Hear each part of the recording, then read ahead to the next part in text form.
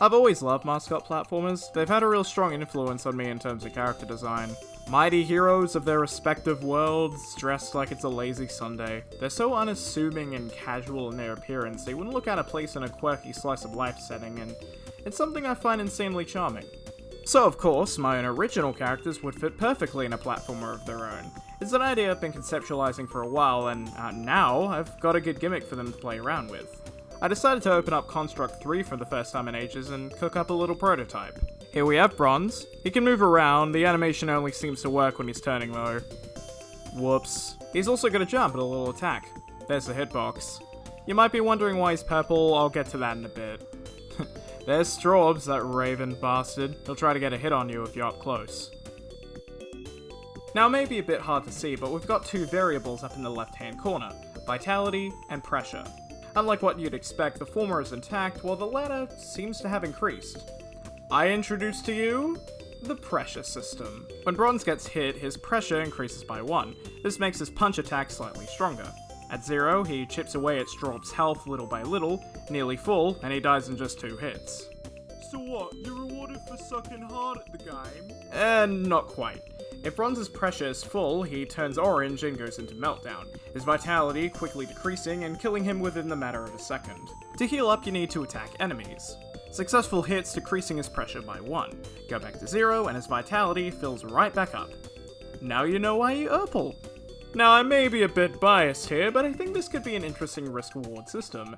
It'll give some strategy to what's simply just button mashing, something a lot of PS2 era platformers tended to struggle with. However, I do think waiting for enemies to beat the shit out of you long enough can be tedious.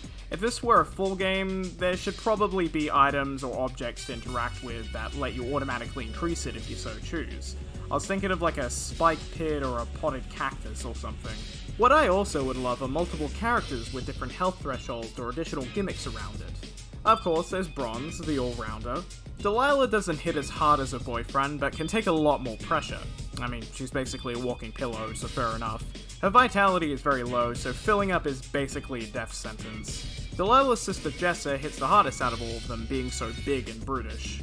Overfills on pressure easily, but has a large vitality threshold to make up for it. Sling! Yeah, self-insert, I know.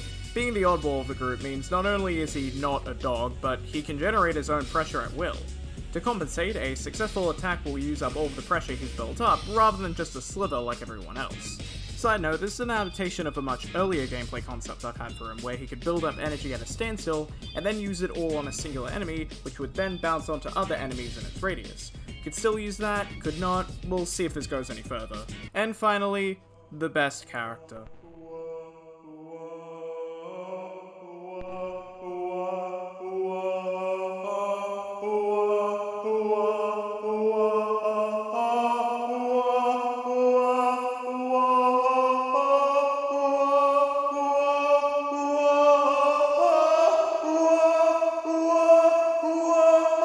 Froggy. Pressure is an alien concept to him, any attempt at increasing it will prove fruitless. His attacks are completely pitiful, but at least he can't die. By normal means, anyway. Okay, that's all I got.